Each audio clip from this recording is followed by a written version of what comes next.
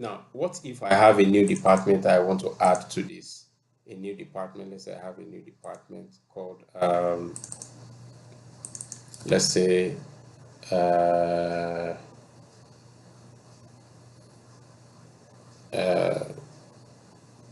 let's call them research. Okay, let's say research, something like this.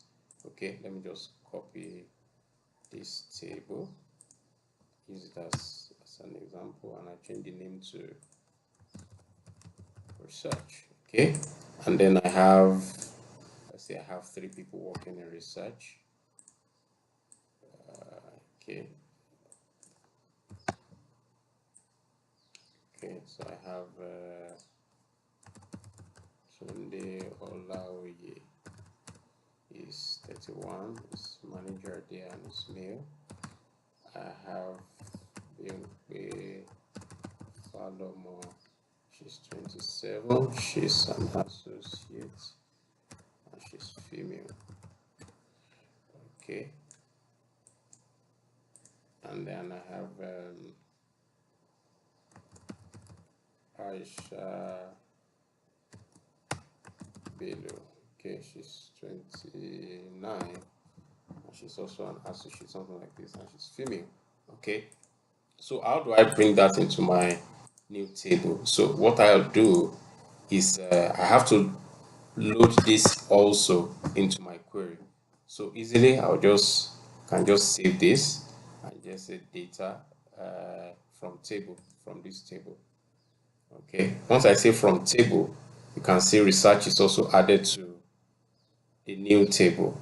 Oh, I don't need this null, but let me just leave that for now. And then, of course, like we did to the other tables, custom, I'll add a new column for department.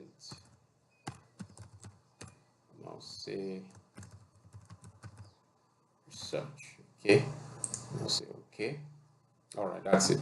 So let me remove this null. I'll remove it from the original table. So I have that, and then come to consolidated table.